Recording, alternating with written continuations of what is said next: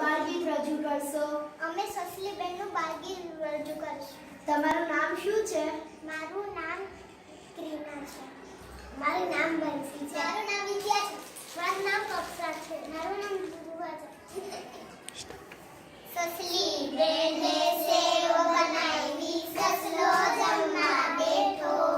જમતા જમતા યાદ આવ્યું, આજે સોમવાર છે.